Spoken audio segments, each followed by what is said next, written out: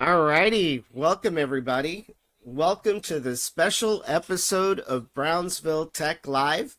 And in the house tonight, just like we have him quite a bit, is Mr. Steve Rodriguez in the co-hosting chair. Steve, welcome back. What's up, Dan? Thanks for having me on board. I hear we have an interesting episode tonight. Yes, we do. Yes, we do. We've got an interesting episode. As you know, there's been a lot of stories circulating over the last month or so. It started off on another podcast, and it's just gone on with regards to the water safety coming out of PUB. And obviously, for those of you that don't know, the Brownsville Public Utilities Board is our city-owned municipality. Brownsville owns its own PUB. So as a first tonight, we're actually have an artificial intelligence AI enabled podcast. We're using XI by X using Grok, and Grok is going to help us sift through a lot of the stories that have been going on with regards to water. Steve, have you had any issues with water? In the past, I've had a couple of issues, but I've always been told it's the pipes, right? That's what I've always been told, and that's what I believed. All right, those were my issues, and they've gone away, and I haven't had any issues since.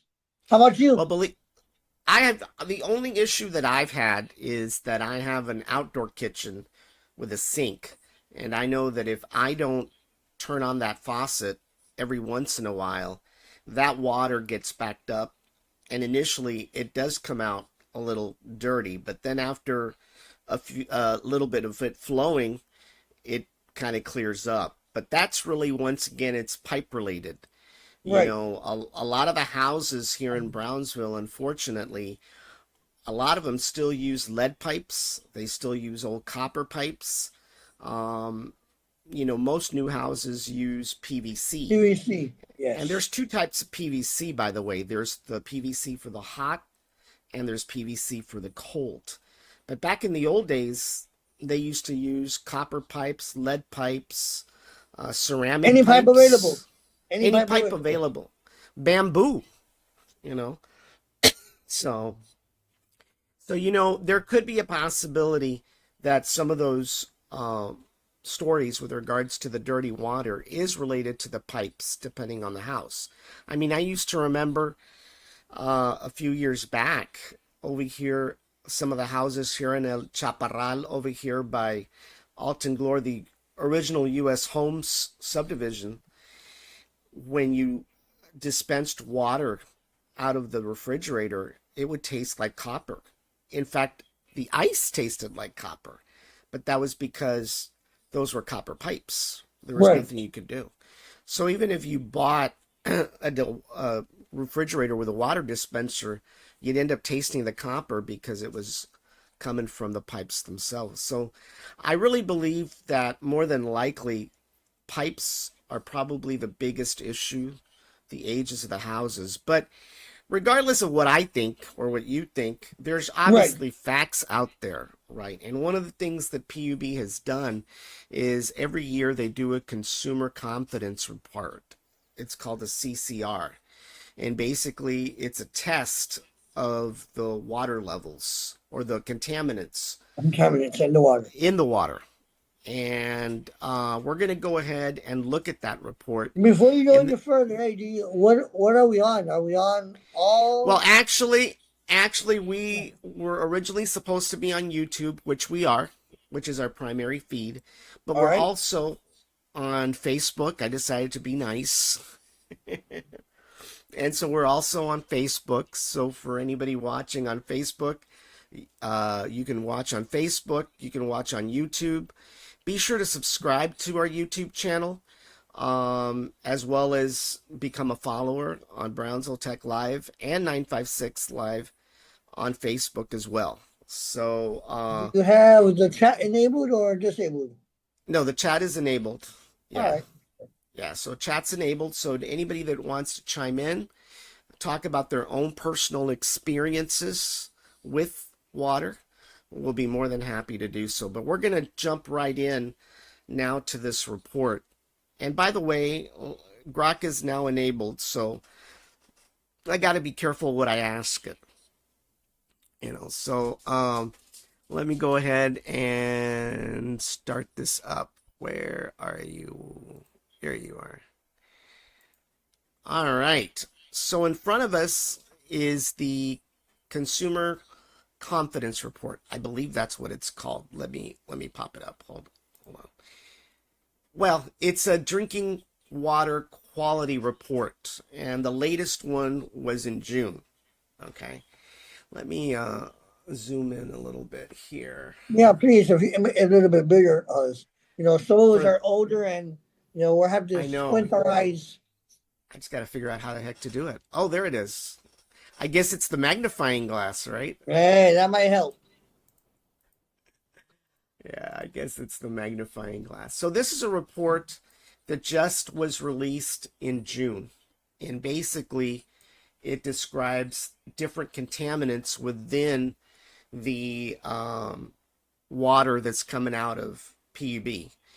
And anything that, right off the bat, for anybody that is wondering, anything that is suspicious, samples get automatically sent to the Texas Commission on Environmental Quality, which is the state regulatory agency that actually monitors this kind of stuff. So they just don't find stuff and whatever. That's not the way it works. It actually all goes to the Texas Commission Environmental Quality Agency. And as the very first thing that is tested for is fecal coliform, which is E. coli, which is the infamous poop in the water, right? The one that was reported a few weeks ago, right? Well, for June, for this year, there was a 0% sample. In other words, there was nothing in the water in the form of E. coli whatsoever. So right off the bat, now, is there an acceptable level? We can ask Grok if we'd like. I think that would be a good question. All right, here we go. Let's see what artificial intelligence tells us. What are the acceptable EPA levels for E. coli in drinking water? The acceptable EPA level for E. coli in drinking water is 0. Any presence indicates potential fecal contamination, triggering immediate action like boil water notices and system assessments under the revised total coliform rule. Regular testing ensures compliance to prevent health risks like severe gastrointestinal illness. So there you go, folks. Our artificial intelligence engine says that, according to the EPA, there is 0 acceptability when it comes to E. coli. And for June, PUB has been right on target at 0% with regards to E. coli. You might want to turn off the Grok. I'll just take in your word for word. You nailed it. Yeah, I know. I forgot to put stop. But yes, so basically it is 0% tolerable. So as of June 2025, there is no poop in the water. None. 0. According to that report, right? According to this report, correct. All right. And according to the EPA standards, right? But that's not the only thing we have to worry about, right? Poop in the water is probably... There's probably other things that we should worry about, right? Well, first of all, arsenic, right? Arsenic, they tested for arsenic, which are inorganic compounds.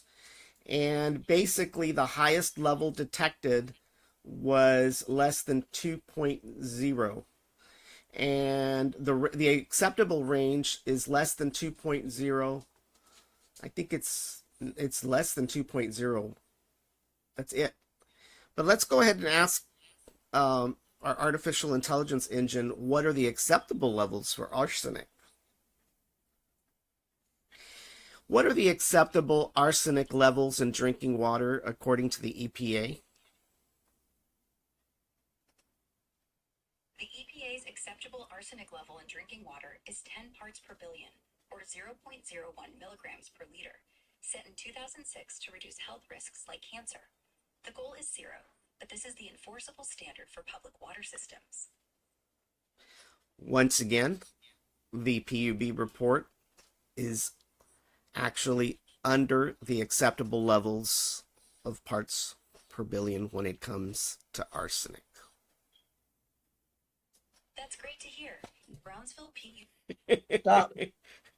I know, I gotta hit the stop. Yeah, don't forget. So there is very little to almost no arsenic in our drinking water at this moment, and the EPA standard is 10 parts per billion. And, you know, we all know, Steve, I mean, we all know that the EPA has certain standards. Yes. And a lot of times they're a little higher than what most of us would be willing to accept, right? I mean, we would love to have 0 when it comes to arsenic. I don't think anybody wants poison in their water. But there are acceptable levels. I mean, just like when you go into a swimming pool, right? A swimming pool isn't 100% sanitized, right? I mean, there are things that you do to balance the water, but there's always the possibility that there's contaminants in the water, that there's mold spores in the water, that there's algae spores. Yes, sir. And I can guarantee you that there's probably pee in the water from people that actually pee in the water. You know, you go to the beach, you have no idea how many people have peed in that water, right? Or pooped in that water. Well, hey, You know. the animals do their business in the water. The animals, exactly. Now, The I fish. will say that the beach park down at the island, when somebody one time, we were down there for a school event, and when somebody reported one of two things, some idiot brought a beer bottle and dropped it. Well, that thing broke. They stopped it right away, right? Obviously. But when they saw a kid that pooped or peed, they stopped and got everybody out of the water. Really? You know, yeah, you know the kiddie area where the bucket falls? They stopped it right away. So you have those situations, right? Out in public places where it's not 100%, right? You hope that the sanitizers do their job, right? Now, I always threaten my nephews when they came over to swim that if they even tried to pee, that something would happen to them along the way, right? So that was not allowed, you know. But you can't stop that, right? Right. But definitely you don't want somebody to be peeing in your water resource, right? That's not a good thing. And definitely you want to make sure that it's clean, right? But definitely when it comes to arsenic, PUB is actually in good range, less than the EPA allowable standard, which that's a good thing. And by the Yes, way, it is. where does arsenic come from? Well, it comes from runoff. It comes from orchards, natural deposits, runoff from glass and electronic production facilities. So you've got all these maquiladoras in the area, especially across the border. I mean, waste could be thrown into the river, right? And that's where you get a lot of that stuff. So that's how you end up with arsenic. But what about copper, right? We talked about copper. The PUB report says that they found 0.0092. That was the highest level detected. And let's find out what our AI engine says that the acceptable levels for copper Yeah, that would is. be interesting. As I mentioned, got- there's a lot of old houses with a lot of old copper pipes, right? What are the acceptable copper levels according to the EPA in drinking water?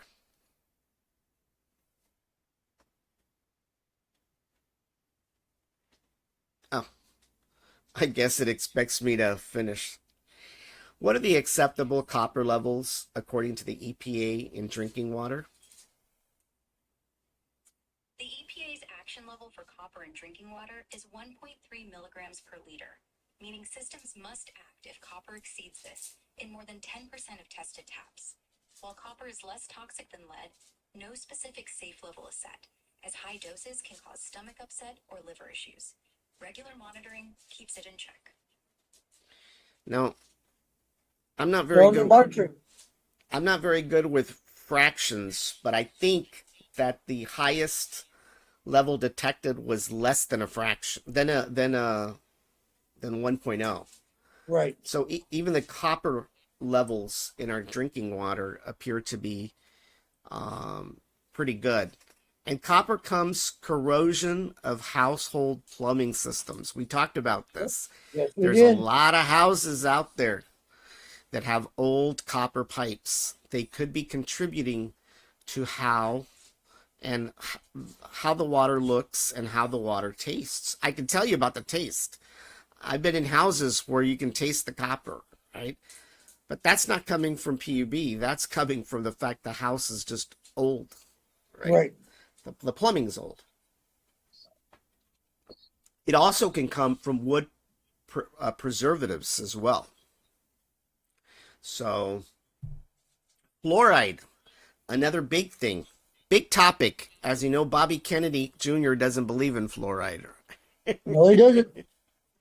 And he's The been wanting to get Secretary rid. of Health, isn't he the Secretary? He's the Secretary of Health and Human Services, right? Sorry.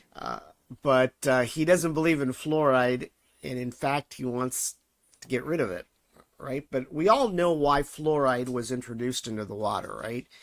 Back in the old days, there was no fluoride, and they found out that if they introduced fluoride into the drinking water, it would actually help people with their teeth and try to prevent as much tooth decay as possible. I mean, these days you get fluoride primarily from your toothpaste, right? But they do add fluoride into the water. Well, according to the PUB report, the highest level detected of fluoride was 0.2.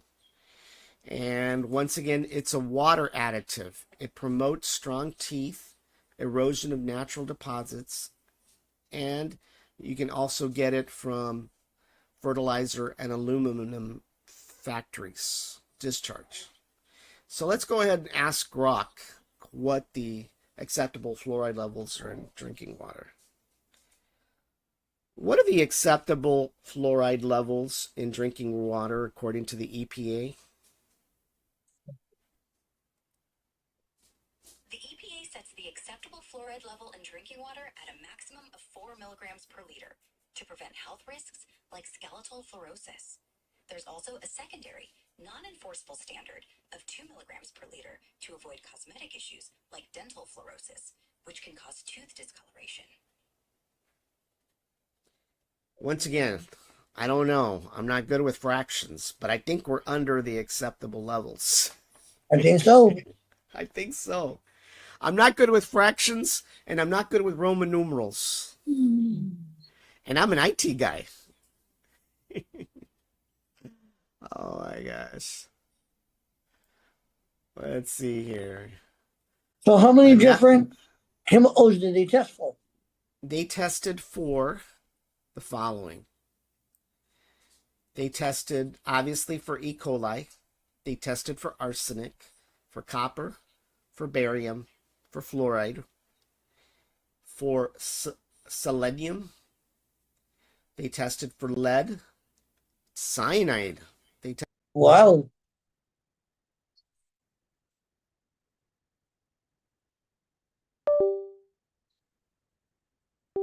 Are you there? Are you there? I lost you.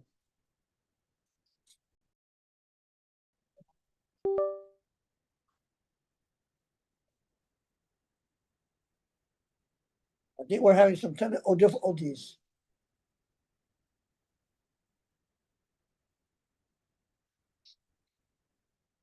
Ladies and gentlemen, I think we're having technical difficulties. And bear with us. I believe we'll have to reboot.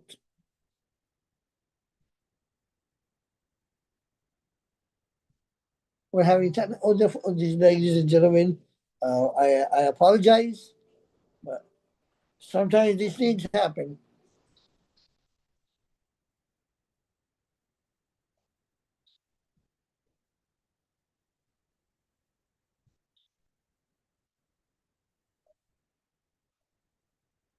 Ladies and gentlemen, I apologize once again.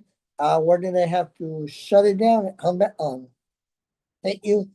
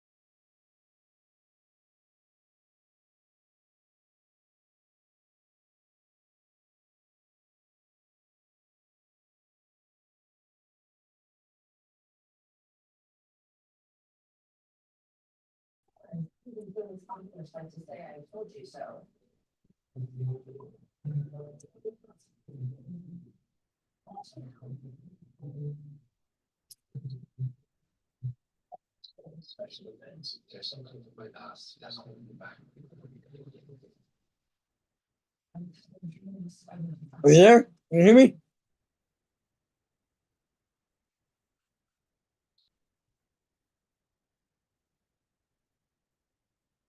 Test 1, 2, test.